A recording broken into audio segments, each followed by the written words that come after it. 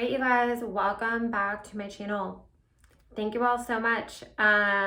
This is going to be a pretty quick video. I just wanted to talk about a tweet that I saw yesterday, and that was from an account. I don't remember the name, but basically it was a photo of Tom Cruise and his co-star from one of his movies back in the 80s, and they both look phenomenal. And then a photo of each one of them today and showing basically Tom Cruise aged very well, this woman obviously not as well. And they were saying, look, women age like milk and men age like wine.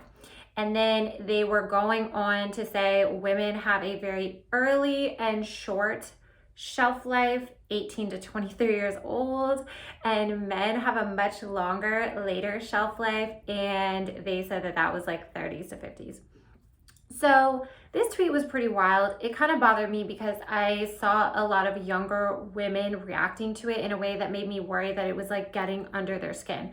Women in their late 20s, early 30s who weren't married, saying like, oh, here I am like aging like milk. But are they really joking? There is a lot of people on, the internet. They're red pillars, they're wingers, they're like the manosphere types, and they're basically pushing this idea that like women need to get married like right away when they're young. They need to otherwise stay like pure until then, and then they need to just be like a traditional wife and homemaker.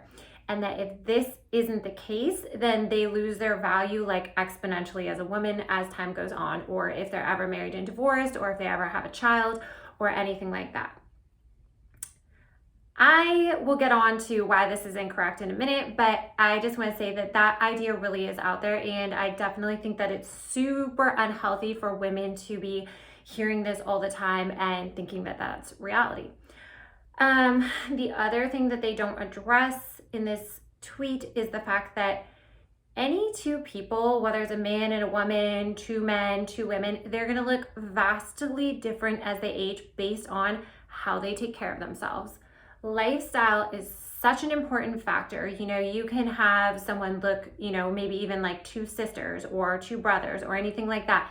They can age dramatically differently based on, whether or not which one works out, which one drinks water, which one drinks alcohol, which one, doesn't eat a bunch of sugary foods, which one is eating at restaurants all the time, which one takes a bunch of pharmaceuticals, and which one decides to, implement lifestyle changes when they have an issue. That makes a huge difference as we age. It just does. It doesn't matter if you're a man, it doesn't matter if you're a woman. And so for people to think that they don't have any power over how they age is very damaging. You definitely do.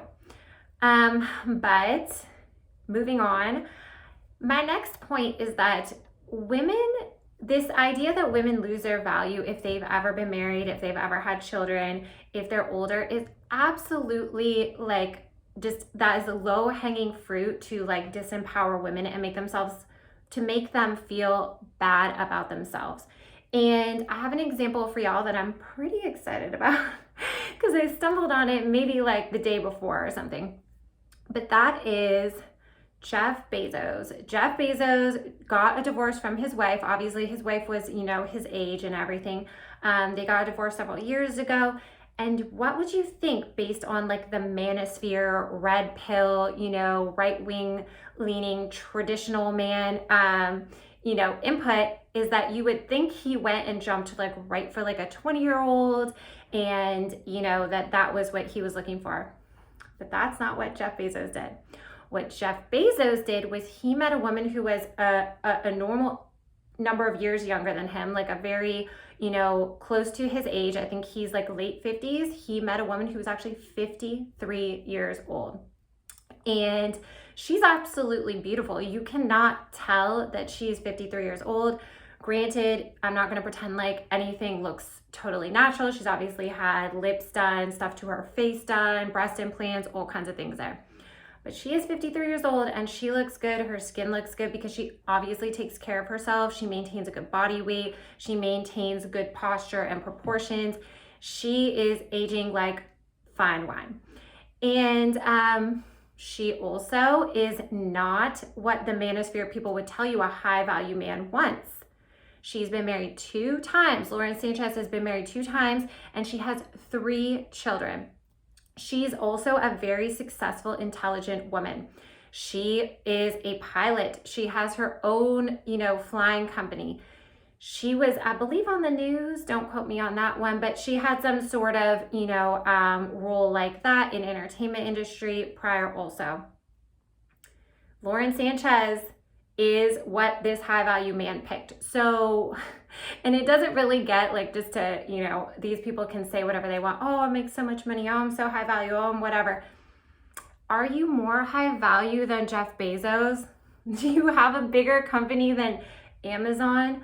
Are you more successful? Does your company employ more people? Have you done more to, change the way that people buy and sell products?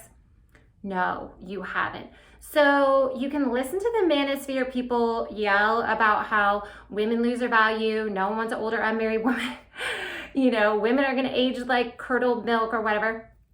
Or you can look at Jeff Bezos and you can say, Jeff Bezos did not pick a 20-year-old. He picked a mature, beautiful woman who obviously takes care of herself. And that was who he chose to have a relationship with.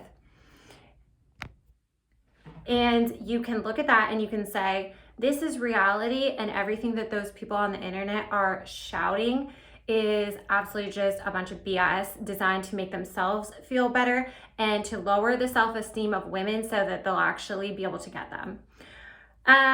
Next thing I want to say really quick, let's step aside from that, is that there's another aspect with the manosphere, red pillars, right-wingers issue also. And that is that there's a huge push for, people to just early on get in a monogamous relationship, get married, have kids. This is the new idea. People shouldn't fornicate.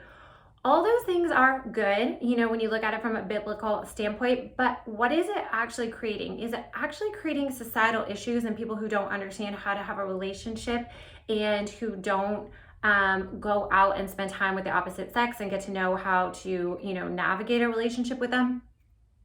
I don't know. I mean, it seems like marriage is going down.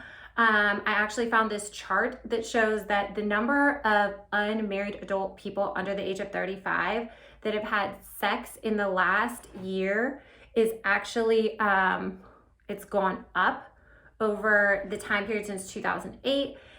And so you have to wonder, is this really good for society? Since 2008, has mental health got better? Have people become happier? Have people been more connected with their community and with each other? No. What actually happened is they became more addicted to technology. So now instead of a man being like, I'm going to go out and pursue through, in real life circumstances, go to meet women and get to know them and have to talk to them and pursue a relationship with them that will bring me some type of, happiness or fulfillment or anything. What actually happens is instead they're either swiping on their phone on those dating apps, no human connection there. You've just turned that person into basically like a trading card commodity, like, oh, this one, no, that one, very depersonalized. Or people are turning away from relationships at all, and instead they're just focusing on technology in general, as far as spending a lot of time on social media or playing a lot of video games or all kinds of things that don't breed any personal connection.